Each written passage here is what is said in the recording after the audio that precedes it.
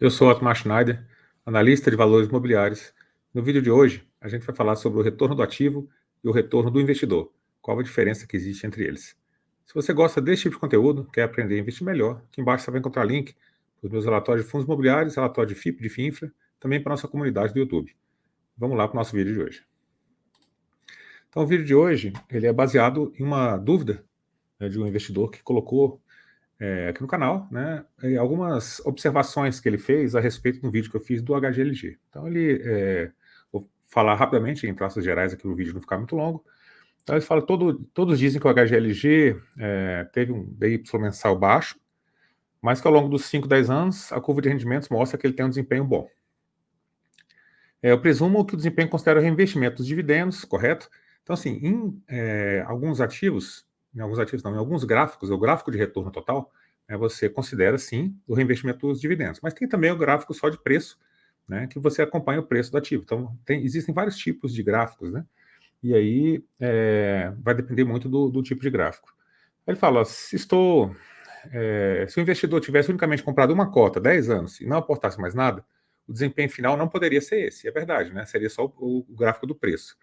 Então, ele considera o investimento do rendimento, né? Isso no gráfico de retorno total. Então, considerando a cota do HGLG girando em torno de 165 e o rendimento a 1,10, para eu poder reinvestir os rendimentos de modo a reproduzir essa mesma curva, eu teria que ter pelo menos 165 cotas, né? O raciocínio dele está correto, porque daí ele teria, né, o dinheiro com os rendimentos para comprar mais uma cota. Só que, a partir do momento que ele tem 166 cotas, né, você vai ter uma fração novamente, então não dá para você reinvestir a essa mesma taxa. E ele fala, né, que pouca gente tem realmente esse dinheiro para investir nessa quantidade de cota e tal, e ele acha, né, ele colocou aqui, ó, portanto, uma curva de desempenho, né, para considerar o reinvestimento dos rendimentos, como acontece isso se na prática não ocorre dessa forma, né? Então, na verdade, ela é uma curva teórica que você consegue reinvestir os rendimentos. Então, você pega o gráfico total do HGLG, ele é uma curva teórica que considera, né, o preço inicial com investimento de uma cota e naquela data, né, que você colocou, e também o reinvestimento dos rendimentos. Então, vai depender da janela, vai depender de um monte de coisa. E sim, é muito difícil você conseguir replicar exatamente aquilo que está ali, tá? É uma curva teórica. E a conclusão dele aqui, a curva de rendimentos do FII não representa fielmente a realidade, ou seja, a realidade, na verdade, cada um tem a sua, né? A partir do momento que matematicamente é impossível reinvestir exatamente o rendimento oferido no mês anterior. Ele está correto. E existe uma diferença muito grande entre essa curva teórica, né, a parte prática, né, ou seja, o rendimento do investimento e o rendimento do investidor, né? Então, o que é o retorno total que a gente falou aqui, né? O gráfico que representa o retorno total é a valorização da cota mais a distribuição e reinvestimento do rendimento. Então, a cota está era 100, agora está 150, aumentou 50 na cota, e quanto somou de rendimento ao longo do tempo, você soma atualmente todos os rendimentos, esse é o retorno total, tá? E aqui, ó, no caso do dividend yield do HGLG, ele é 8,33 atualmente. Quando eu estou gravando esse vídeo, está em 8,33. Varia bastante de acordo com taxa de juros, momento da economia e mais um monte de outras coisas. Então, esse aqui é o retorno histórico do ativo, né? O que é o retorno histórico do ativo? Ele utiliza todos os dados na sua confecção. Ele é um testemunho, ou seja, é para trás. Então, todo o retorno histórico do ativo, ele só aconteceu para trás. Retornos passados não garantem retorno futuro. Isso aí é um dizer que você é obrigado a dizer, quando você vai investir em alguma coisa, fala, ó, meu fundo de investimento deu isso aqui, né, deu tanto no passado. Mas não é garantia que vai dar tanto no futuro, porque as coisas mudam, né? A curva é teórica, então, se você, como realmente você conseguisse reinvestir aquele dividendo, mas nem sempre você consegue, representa apenas um aporte inicial e o reinvestimento desse aporte, né? Não é a realidade do investidor. A realidade do investidor é todo mês aportar um pouquinho. Vai comprar cotas em um preço, vai comprar cota em outro, né? Então, tem uma curva diferente, né? A curva de investimento do investidor é diferente. Você consegue, em algumas corretoras, né, você consegue comparar o seu rendimento com um benchmark, com alguma coisa, né, com o HGLG.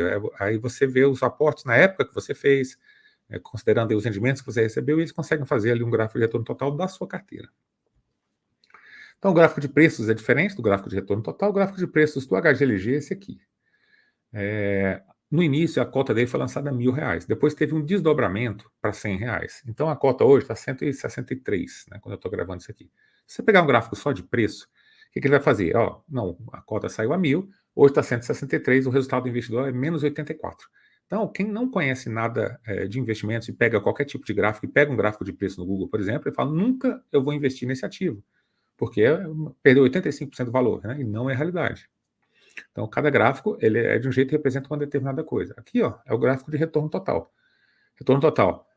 O que considera aqui nesse gráfico? Lá em 2011, você comprou uma cota, né, de HGLG, ou 1.000 cotas, sei lá, mas comprou só uma vez, só lá naquele início, e conseguiu reinvestir todos os rendimentos como se fosse possível, né? Na verdade, não é possível.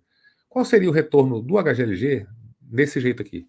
Então, deu 524% ao longo aí de 13 anos, tá? Contando 2011 até 2024, né, 13 anos, você coloca ali 524%, faz uma conta básica, dá aproximadamente ali, coloquei aproximadamente, então, uns 15% ao ano. 15% ao ano é um retorno bom ou ruim?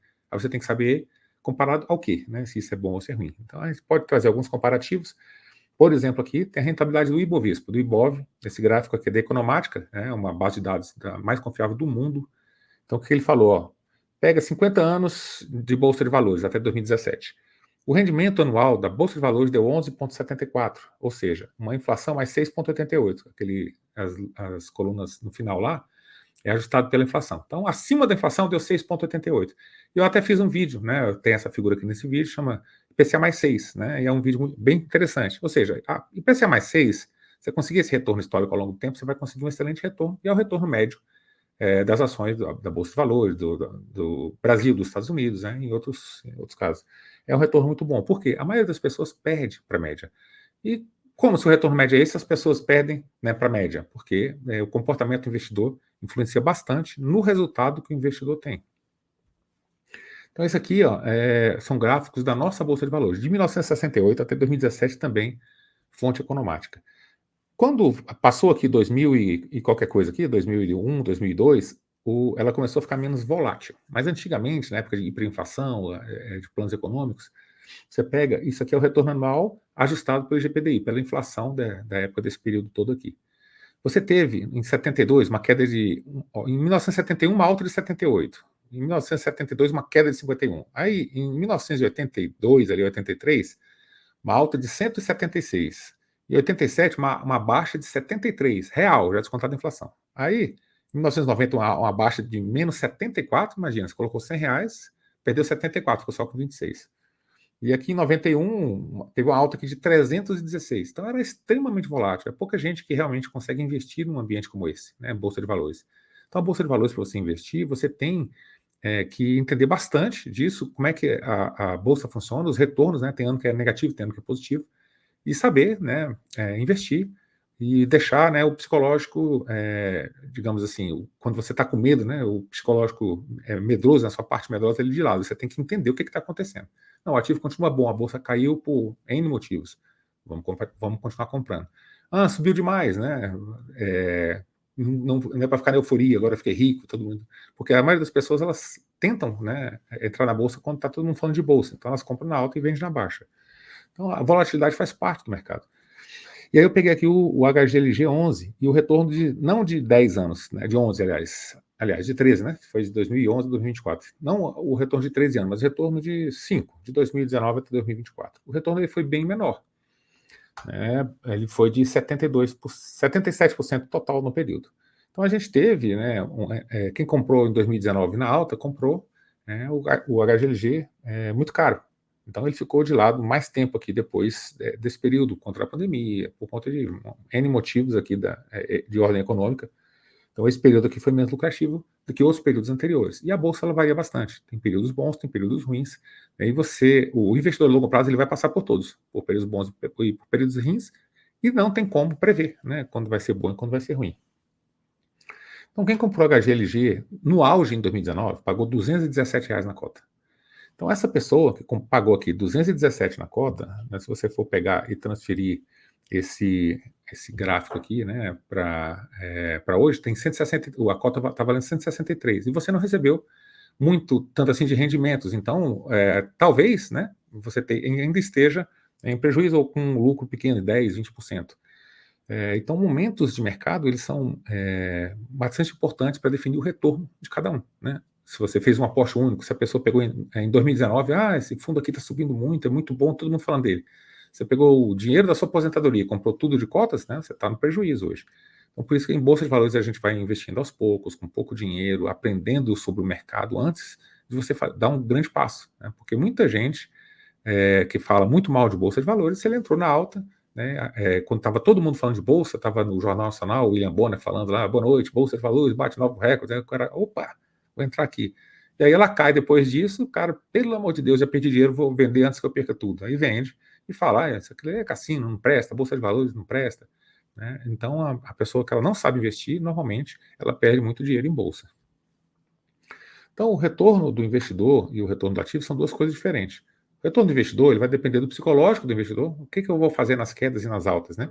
E também da aleatoriedade, tem coisa que a gente não domina, tem coisa que é completamente aleatório. Quem ia adivinhar que teria uma crise em 2001, crise da .com, diversas outras crises, tigres asiáticos, quebra em 2008, né, da Bolsa de Valores, pandemia. A gente teve um monte, né, de eventos aleatórios aí ao longo do tempo, que acabaram, né, por fazer com que a Bolsa tivesse grandes quedas, muita aleatoriedade. Então, esse psicológico, o preparo do investidor, vai ter muito a ver com o retorno que ele vai ter ali ao longo do tempo. A economia, ela para trás, ela é previsível. Todo mundo fala, mas isso aqui dava para prever. Não, mas aquilo ali, olha só, eu sabia que poderia acontecer. Como é que ninguém viu isso? Agora, para frente, a economia é imprevisível. Você não sabe o que vai acontecer. Então, o investidor de longo prazo, ele tem que estar preparado para as coisas que vão acontecer no futuro, né? As imprevisibilidades, as aleatoriedades que a gente não domina. Aqui eu trouxe um exemplo desse Magellan Fund. Ele é um fundo histórico, foi um dos melhores fundos de todos os tempos. Né? Ele foi gerido por Peter Lynch. Esse cara aqui é um gênio dos investimentos. Né? Ele conseguiu um retorno anualizado de 29% ao ano. Pra você ter ideia, Warren Buffett ele conseguiu um retorno de 19% ao ano. Só que o retorno do Warren Buffett tem 70 anos conseguindo essa taxa. Ele conseguiu durante uns 30 anos, digamos assim, né? Mas o retorno dele foi maior ainda do que o retorno do Warren Buffett. O cara é genial. Né? Ele, em 20 anos, né, se você pegasse $1.000 e investisse no fundo dele, você teria $162.000 depois de 20 anos. Você multiplica por 162 vezes o patrimônio que você investiu em 20 anos a uma taxa de 29% ao ano. Cara, realmente genial. Muitos investidores ficaram muito ricos investindo nesse fundo. Né? E aí você fala, claro, o cara é gênio, retorno de 29% ao ano. Só que muitos investidores perderam dinheiro investindo nesse fundo. Aí você fala, cara, como é que pode? O fundo deu retorno de 29% ao ano. Multiplicou por 162 vezes o patrimônio de quem investiu no fundo. Como é que teve gente que perdeu dinheiro? O cara olhou, todo mundo falando do fundo, Magellan, não sei o que, subiu 60% do ano anterior, aí o cara vai e compra. No outro ano, ele caiu 20%. Né? O retorno médio é 29%, mas um ano sobe 60%, no outro cai 20%, cai 30%. O cara pegou, comprou depois que subiu 60% e vendeu depois que caiu 30%. Aí ele saiu e falou, Deus me livre, eu não quero saber desse negócio de fundo não. Perdeu dinheiro. Né? Com o fundo mais rentável da história da época aí, esses 29% ao ano, teve gente que perdeu dinheiro. Então comprou na alta, vendeu na baixa, ou seja, ele executou o algoritmo da pobreza. Ele pegou um momento de aleatoriedade, uma coisa que aconteceu ali no mercado, e existe, né, diversas aleatoriedades ao longo de todo o ano. O cara pegou, comprou na alta, quando estava todo mundo falando, vendeu na baixa quando ele viu que estava perdendo dinheiro. Né?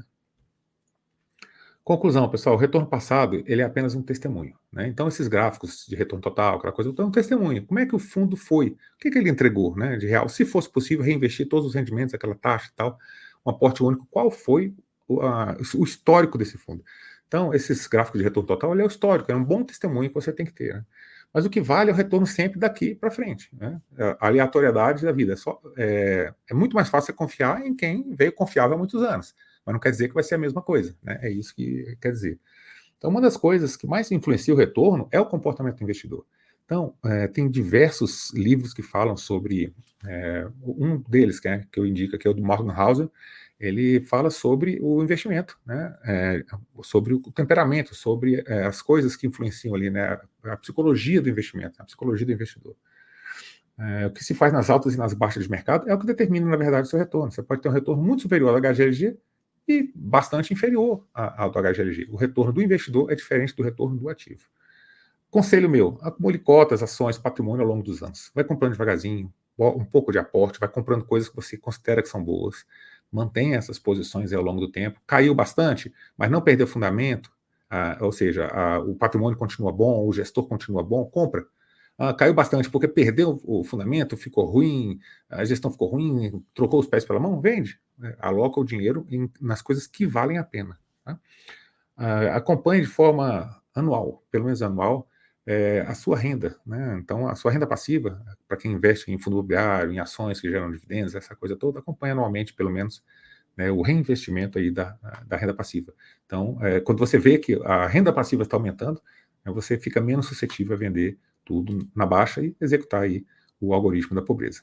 Então, isso que a gente tinha para o vídeo de hoje. Eu espero que vocês tenham gostado, né, do vídeo, respondendo perguntas. Se você também quiser colaborar com o canal, se tiver alguma dúvida, né, e for uma coisa interessante que a gente pode realmente passar também para todo mundo, vai ser um prazer fazer um vídeo também sobre a sua dúvida, tá? Se você gostou do vídeo, deixa seu like, se inscreve no canal, deixa um comentário aqui embaixo. O que você achou? Já sabia que existia diferença entre o retorno do ativo e o retorno do investidor?